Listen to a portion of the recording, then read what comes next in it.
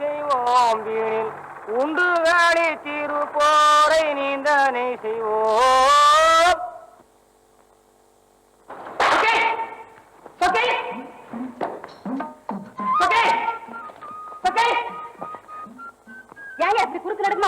சின்ன பிள்ளைங்க பாம்பு படம் வரைகிற மாதிரி காலையில இருந்து சாயங்காலம் வரைக்கும் வளைஞ்சு வளைஞ்சு டிராக்டர்ல உட்கார்ந்து ஓட்டனா அதே பழக்கம் தரையில இறங்கின உடனே அப்படியே ஓட சொல்லுது. சரி சரி, இப்ப ஏன் நிறுத்தின? பேட்டியா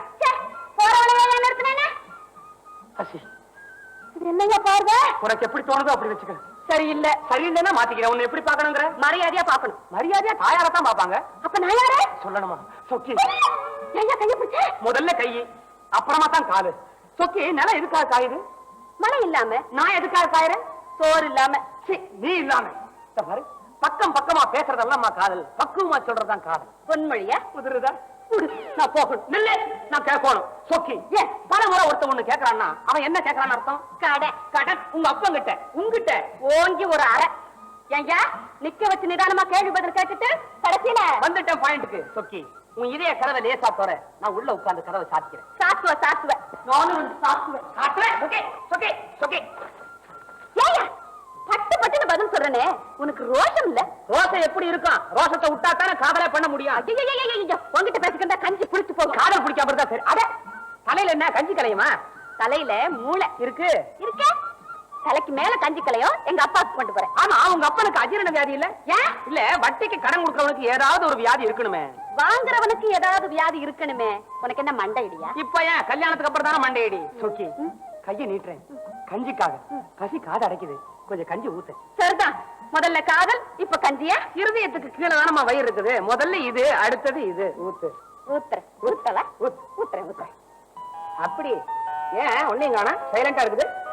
கடையிலேயே பயஞ்சு போச்சா? கஞ்சி கலையா எடுக்க வரலையா? ஊத்து. அட ஊத்துங்கிற, கலைக்கு ஊத்துறியா? ஊத்து.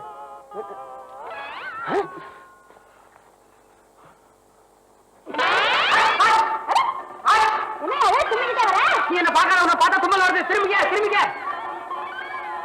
என்னையாது அதிசயமா இருக்கு?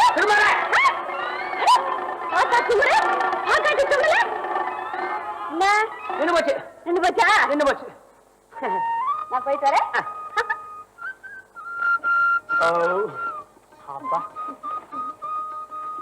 வணக்கண்ணே.